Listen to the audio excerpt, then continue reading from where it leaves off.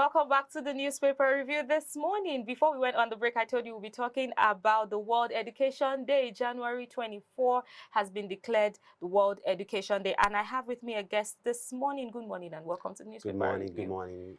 Good to be here. Good to be here. Thanks for joining us, Julius. You're I like welcome. to say that in celebration of World Education Day for you, what has been the difference over the years? And as much as I know that you've been practicing, what has been the difference for you over the years? We just started 2022, and this is more like the first international day, aside others that we've had already. So what's been the difference? All right.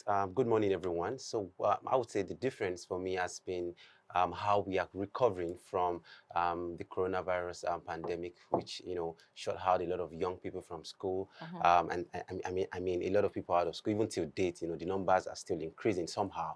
But one of the things that I celebrate is the fact that we're able to leverage on technology to ensure that education is still being delivered to a lot of people across the world. Yeah. All right. So on December 3rd, 2018, the United Nations General Assembly adopted a resolution proclaiming today as International Day of Celebration. And they said in celebration of the role of education for bringing global peace and sustainable development with your wealth of experience, what's the connection between education and global peace? All right.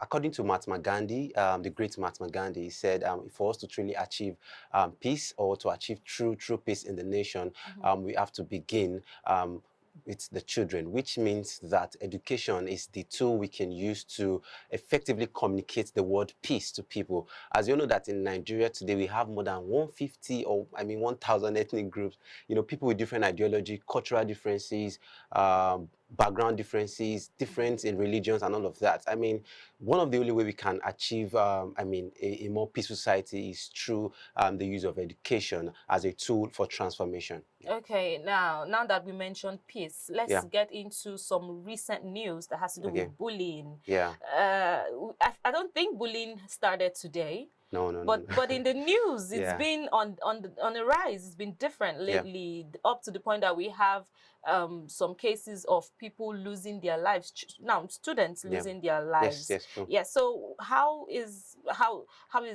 bullying? How do you think it will be eradicated now?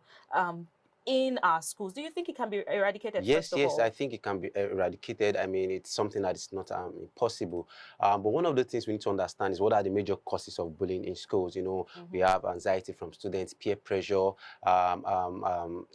broad personality of students. You see a lot of students in class that are they're looking more older than other people. They tend to use that personality to influence or to drive whoever is going to be leading the class. And one of those things we need to do is to start these conversations with teachers and the head of schools. I mean, we need to start getting more interested in the conversation between student to student, teachers to students, and all of that, so we can truly understand what kind of conversation are they having, where are they having this kind of conversation, what is their mindset, who is influencing one another. Conversations like that need to start happening now, and I'm excited that the state government is a bit taking some proactive steps in ensuring that safety is becoming a thing of what they are looking forward to implement in schools across Nigeria or Lagos State. Okay, because of our time, I really wish we could talk longer. E-learning and teaching patterns have changed over the years. However, there were gaps in Nigeria before COVID-19. What do you think is happening right now to fill in some of these gaps? We mentioned e-learning, technology, and all of that. Not everyone can actually afford this. True. So what can be done? In my opinion, I feel one thing that can be done is basically to ensure the right infrastructure around the use of technology. We need to start thinking of empowering different communities with internet accessibility, with laptops. We have hubs across different locations, just to ensure accessibility for those who can't even afford a phone or afford the internet. I mean, there's need for that community or grassroots infrastructure implementation that can truly enforce the use of technology or e-learning in whatever ways you might put it. When I hear internet, I also feel like electricity is closely connected to it. True. But then in cities, electricity is really getting expensive. And those in the rural areas, I'm not sure they are enjoying as much electricity, not even the expensive one, compared to those here. So if this technology is given to them, maybe laptops and phones, they need to be charged. Are there other things that can be done aside technology? True. We can also look into offline learning, which is some kind of devices that's just been produced produced. I think I've seen like 2 or 3 of them that doesn't require internet one. And then some of them are solar panel, like you can charge with electricity. I mean, these things are the responsibility of government because they're a bit capital intensive. So, I mean, governments just need to understand how to get the solution to the people, and it's not that difficult. Thank you so much for giving us your thoughts on the newspaper review.